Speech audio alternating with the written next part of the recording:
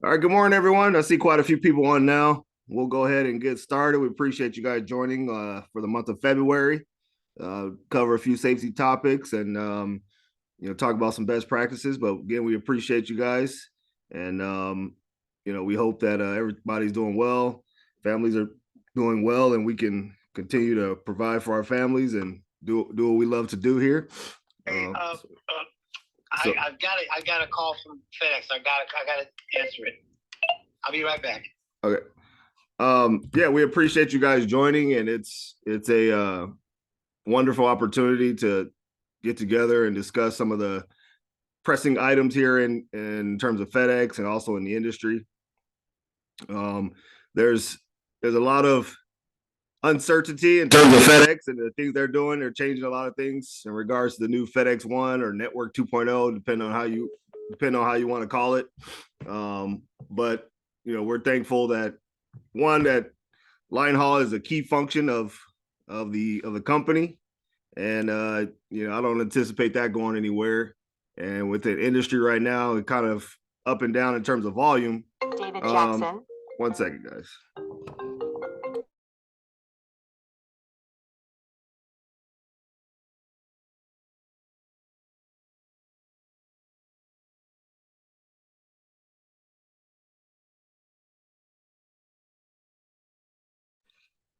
Sorry, guys. Yeah, so with a lot of uncertainty that's going on in the industry per se, with volume going up and down and FedEx changing a lot, it's good to know that, the line haul division will continue to be strong, continue to grow, probably be some changes with Express, but at the same time, it's kind of part of the industry is being able to adapt to change and adapt quickly. But at the end of the day, the work will still be the same. It still will be driving, and can we do it in a safe manner? Can we be still mentally engaged and focus on the ups and downs of highways and freeways and stations changing?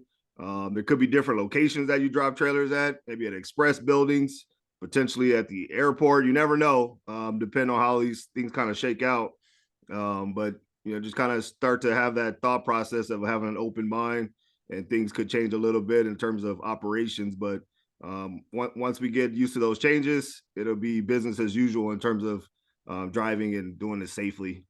So we got a few topics we're going to discuss this morning, and then we'll turn it over to the team to see. No. Let me make sure everybody's on mute here. All right, we're going to turn it over to David, and we'll cover some of the safety topics that we have. Good morning, everybody. I want to add a little bit to what Aaron says. I've been doing this for 34 years, and the changes have been just unbelievable from what it was at the beginning and what it is now. There's been thousands of things that are different, and you just have to, like he said, you have to be flexible and roll with it. And you can be successful too in terms of safety and the quality of your work. Just keep going, keep up with it. I wanted a couple of topics this morning, but one of them is merging on the freeway. Do you know how to merge on a freeway, or be on the freeway and have people merge with you? Number one is you should be always paying attention to who is coming down that ramp. Okay, the person that is coming down the ramp has a responsibility of not to interfere with the people who are actually on the interstate. People on the interstate have the right of way. On the ramp is you have to merge. You either have to slow down or speed up. And in most cases, you have to speed up. It's called an acceleration lane for a reason. You need to speed up so that your speed matches the traffic speed, and then you can just change lanes basically. Okay?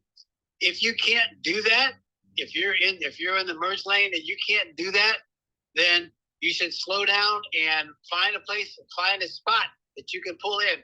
A lot of times people will see you sitting there and they'll move over a lane so you can get in. But always pay attention to what's coming down that ramp if you're on the road. And if you're not on the road and you're coming down the ramp yourself, look for a way to get into the traffic. Okay? The vehicle that is merging onto the freeway or onto the highway does not have the right of way. The right of way belongs to the vehicle that is on the highway or the interstate. Okay. And again, as a professional driver, you're responsible for watching out for what other people do, not just what you're doing. At fault is no longer applicable. It's what's preventable, meaning that if you needed to slow down, or you needed to change lanes, or you needed to do whatever you needed to do to avoid a collision, that's your responsibility. If you can look at it some way and say, if I'd done this instead of that and avoided it, then that's at fault. No longer I'm sorry. It's no longer at fault. It's now preventable. Okay. If you need to, give the right of way. Don't demand it. Give it if you can. Sometimes you'll be driving down and a little car will come alongside you. He's coming down the ramp and he doesn't understand that you can't stop right away. So just slow down and let them get on. Being courteous as well, but it also prevents any kind of incident. Okay, I'm going to throw something else in here. I recently saw a professional driver on the road, and they had, there's a reason why all our seat belts are orange. That's so police officers can see whether you have your belts on. This guy had his belt across the chest, but underneath his arm, not across the shoulder. That is not a way to wear the seatbelt. You can get a ticket for that. Just like you can get a ticket for not wearing your seatbelt at all. It has to be done correctly. And that is across your waist and across the top of your shoulder, not underneath your arm. Okay? So pay attention to that. You guys are down in Florida. I believe it or not, I have a house down in Florida, down in Naples. And I rented out to snowbirds. Well, the end of this month, they're going to be going home. So when you're driving, you need to be aware that these people from New York and Michigan and Ohio, all that, are going to be going home. So it's going to be an issue in terms of traffic. Also, spring break is coming up. You got a lot of kids, and I say kids because these college kids are just that in terms of their abilities to drive. They're going to be coming down to your area and into Texas and Arizona, all the places that are warm for spring break. And there's a lot of drinking going on, a lot of probably marijuana, where it's legal. They're going to be smoking that and doing a lot of things that they're not supposed to be doing. You have to be aware of that. You know, don't be distracted. Pay attention to your mirrors. Pay attention to what's going on. If you're going to be talking on the phone, that's not a good thing. If you want to talk on the phone, talk when you are in your sleeper, but not while you're driving. It takes away from it is a distraction. If you have food that you're going to be eating, I suggest you put it somewhere where it's easy to get to. You don't have to bend over or look down to get it. One of the things that I used to do is to take fruit and slice it up and put it in a plastic bag. I could put it on the dash, reach on the dash, and get a piece of fruit to eat without having to look away. Okay? Got to watch out for motorcycles. Of course, down there, there's a lot of motorcycles all the time. But there are going to be people coming down to Florida in motorcycles. Not so much up here because it's cold still. But you need to be aware of that. Pay attention. Recreational vehicles, RVs, trailers, people pulling trailers. Trailers now are at an all-time high in terms of being on the road. There are more trailer sales now in a few months than there used to be for years. A lot of people, because of COVID, a lot of people don't want to travel and sit in a hotel, take an airplane to someplace. They take their trailer with them. So people with trailers, and most of the time they're not really, what can I say? They're not used to driving with a trailer for a lot of time. It's parked in the yard or in a trailer park, and then they start driving, and they're not used to doing that. You really got to pay attention to all of those. Another thing that comes up during spring is a change in the weather. I was listening to the weather this morning, and South Dakota and North Dakota have a temperature of 90 degrees. That's unusual for this time of year. Minnesota, same thing. Minneapolis was 60 degrees. Not 90 degrees, I'm sorry, 60 degrees. Minnesota was 60 degrees. Minneapolis was 60 degrees. That means it's going to get warmer sooner. And that means it's going to be heavy rain, which we are getting now in California. We've got some really bad rain that's moving across the country. So be aware of the possibility of heavy thunderstorms, heavy rain, and all of these vehicles on the road that aren't used to being on the road for spring break. There's a new thing now that I discovered probably 2 months ago. Weigh stations now have the capability of monitoring your vehicle in terms of how much air you have in your tires. They take the same signal that comes off the devices in the tires that give you tire pressure, that tells you on your dash how much air you have in your tires. They pull that signal as you go through the scale. They pull that signal themselves. They know how much air you have in your tire. All the things that you have warning devices on the dashboard. They can monitor those. Okay, whether your signals are working, whether your passes are working, all of these things, they can monitor that. What I have my drivers do now is they know where they're going. They know where the weigh stations are. I have them stop before they get to the weigh station and do a quick check, do an inspection. I know it's kind of a pain to be doing that, but it's better than having the weigh station pull you over because you have, in quotes, a flat tire, because the tire pressure is not up to 100 pounds or 90 pounds like it's supposed to be. It's down to 60. That's considered a flat tire by them. So you have to get that fixed before you can move. They will not let you move with bad tires. Okay, so it is better to stop before you get to the weigh station and do a quick check of your tire pressures, of your lights, and everything. That's what we have. That's what we do.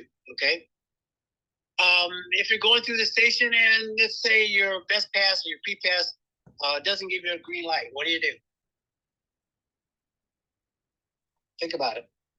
You don't get a free pass. The light's not working. You don't know whether it's your device or them. You have to go through the scale. Okay. Find the right path to go through the scale and go through it as if it wasn't working or as if they made a mistake. Okay? To bypass when you don't have the signal means that they may come after you, maybe not, but they may come after you and give you a ticket for bypassing the scale.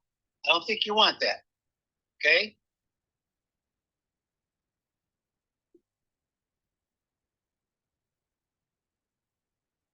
Be aware of that this new technology is there now.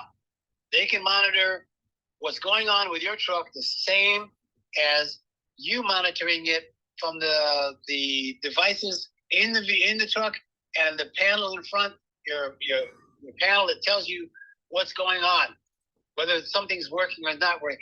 They can see it too. Okay. Any questions? If you have any questions, just unmute yourself.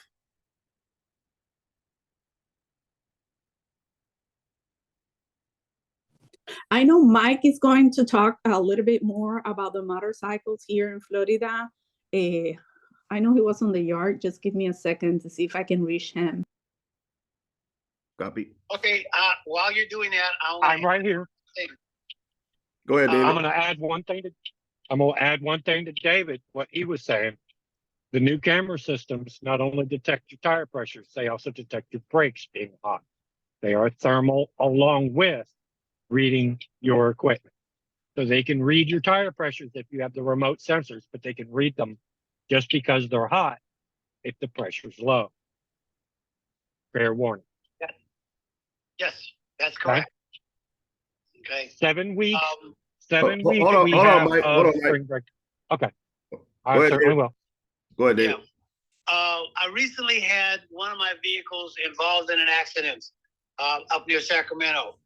A driver in lane number 1 decided they were going to get off the freeway at the exit, as my truck that was in lane number 3 was driving along. So they actually cut across the 3 lanes, but they hit the front tire of my vehicle.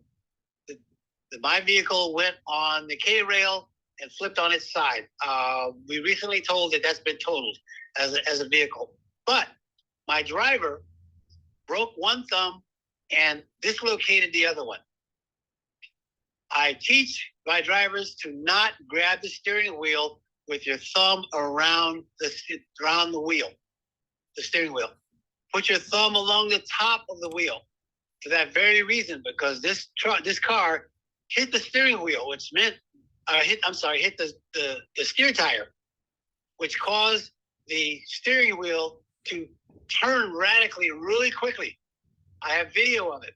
And the driver, because he was gripping the steering wheel with his thumb around the steering wheel instead of on top of the steering wheel, broke one thumb and dislocated the other one. Okay? That's a thing you should think about. And it's very rarely happens, but if it does happen, now he's going to be out of work for a long time because that happened to him. He can't steer. He can't even drive his own car because one is broken, the other one was dislocated. So when you're driving on the highway, drive with your fingers around the steering wheel, but your thumb needs to be across the top of the steering wheel, not gripped around it. Okay. Appreciate that. Okay, Mike. To add to David, 1997, I was hit 7 miles north of New York City. Car hit my steering tire, snapped my tie rod. I ended up facing northbound in a southbound lane. 3:30 on a Friday afternoon. It can be that strong when people hit you. Be careful where you put your hands. I got lucky in that I was holding my steering wheel properly. 7 weeks of spring break we are facing between this coming weekend and the 3rd week of April. Most schools will be done by then. Make sure that you're paying attention, knowing that the kids are going to be drunk, that they're going to be doing stupid activities, being ballsy. We know that we have bike weeks this weekend and next weekend. That means they're going to be all over all the little back roads. Look twice, look 3 times, double check, communicate with the motorcycles. If you have to, put your hand out the window, tell them come on by, that you see them. Make sure that you're aware that you're looking all your blind spots 2 and 3 times. There are going to be a lot of motorcycles in this state for the next 2-3 weeks. So anticipate that, predict that. Okay. I'm going to finish off with one personal note. 17 minutes ago, I had a very dear friend of 40 plus years, my elder and my adopted mother, passed away while I was out here on the road. Make sure you're not emotional when you're dealing with anything on the phone. Leave the phone calls for when you park if there's going to be any kind of in-depth conversation. Don't drive distracted no matter what. Okay? Be safe out there. There's a lot going on out there. Be the professional. This is going on 30 years next month for me. So like David, I've seen quite a bit of this industry change for the better. Even though you don't see it right away, be safe first and foremost. You are the captain of your little ship. Be safe. Make sure you get where you need to go. Tell everyone that you see, that you know, you love them, just in case. All right? Thank you, Dave.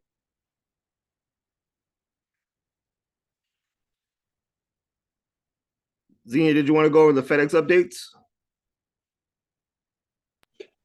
Well, Wilhelm is gonna do this part because there's been a lot of emphasis on human trafficking, and Wilhelm's been participating of these meetings, so he's going to take charge of the human trafficking part. Go ahead. Hey, hi, everyone. Yeah, the updates in Orlando is gonna be about the human trafficking. Just that we're having a lot of human trafficking, and especially like around the trucks. That's how they move the human trafficking, truck stop, rest areas. um you gotta, we gotta kind of be alert on them. A, there's not a lot of signs that indicate. Just, just be aware. You see anything in my advice is, you see some uh kind of small signs, it's better to say something than not say anything. um look for signs, kids, all that. Also, we gotta be careful on the truck stop where, a lot of people say lot lizards. um it's prohibited to get anybody inside the truck, unless it's that work what for the company with us. um Also, um we want to show everybody that is the updates on both terminals, the work, balance of work, be aggressive, all that. Provoked arguments. Remember that, you know don't have any weapons, baseball bats, knife, pepper spray. That's not allowed in the truck. So yeah, don't bring those to work. Leave those at our house or your personal vehicles. And that should be it for me. Hey Mike, you want to do the Ocala one? Not right now. Thank you. No, not No, right I'll now. do All the right. Ocala one. I'll do the Ocala Okay. one. For the, if you said that they're gonna leave their stuff, maybe the baseball bat, guns, whatever, in their parking. Remember, the parking lot belongs to FedEx as well, Oh, so okay. you need to hide it or cannot be visible. You should not bring it to a parking lot. Period. So that's like the rule. Okay. For Ocala updates, they are saying that from now on, if you have to call FleetNet because the trailer has an issue, the call needs to go through them. So rather than to call FleetNet directly, we need to call the terminal, let them know what is going on, and they are supposed to call a FleetNet if the problem is with the equipment. If it's with the tractor, then and we are on the road, let us know as you usually do. But from now on, if it's the equipment, the call needs to go through the terminal, not through us. They also talk a little bit more and clarify about the speeding and the tickets. And they say that will be any speeding ticket that the company has. Doesn't matter the speed.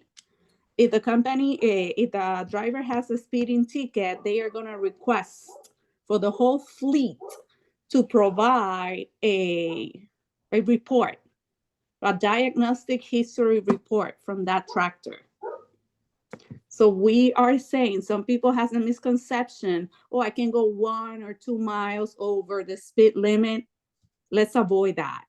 Okay, let's pay attention to the signs and follow the speed limit, because as we said before, there's a lot of changes right now. It's kind of slow. There's not that many miles, and go and to do a diagnostic history report in all the tractors is going to be costly. It's going to be costly for us, and it's not good. Okay, just think about that. That we want to save in all areas. Also, the birthday for everybody in February. Happy birthday to everyone. I hope that everybody has the app with the in handbook and the safety guide, because remember, everything that we do, all the rules and everything that we enforce is there. Okay, and everybody, if Wilhelm observed them should have knowledge that you need to have that downloaded in your phone. If you don't have it, talk to him. This week, we're talking about schedules, and we are talking about requesting days off, workplace conduct, and be on time. We offer you a job. You know that the schedule sometimes can change based on needs, either FedEx needs or our needs. We need that you are a team player, okay? So we have the right to adjust the schedule. Requesting days off, please do those like a week or two ahead of time. So, and don't make arrangement until we let you know that, okay, we can cover you, okay?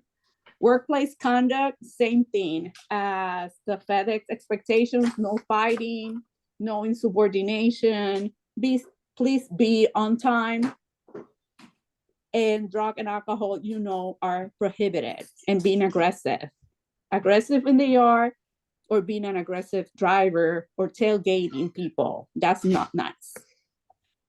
I want to say thank you, take time, because we've been doing this for a while, and Aaron and David has always been there sharing their knowledge. They provide us support and safety materials, and we are very glad of that. I feel that gives us like a perspective what's going on in the other side of the nation. They can learn on what's going on in this other side, and we can put our heads together to be better. Okay, so thank you so much, Aaron and David, for doing this for us. And I appreciate that. I would like though to add one more thing to the trafficking thing. There's an organization called Truckers Against Trafficking, and they have cards that can be handed out, and they have stickers that go on the driver's side window. It gives anybody the information to, if they need help, how to get in contact with someone to help them. All of my trucks have them on the window on the driver's side. It's a little sticker that goes there that says, if you need help, these are the numbers to call. This is what to do. It's Truckers Against Trafficking. Thank you. Remember the trainings. We learn and we apply what we learn. Please complete the computer-based training by the 15th. I believe that that learning and education is powerful. It makes you better. So let's take this opportunity to really apply what we're learning and what we're listening, okay? Thank you so much for all you do. And thank you, Aaron and David, for your time every once of the month for 30 minutes for us. Thank you so much. No problem. We appreciate it. We're glad to do this. It's always refreshing, and seeing your company grow, seeing them doing well safety wise. Like Xenia said, just keep things that you hear, apply it to your daily lives.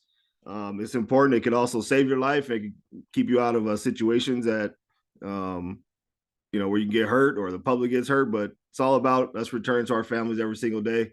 And we appreciate you guys taking the time to join us every single month. It's been great. So if there's not anything else, we will wrap it up for the month and talk again in March. Thank you. Thank you, everyone.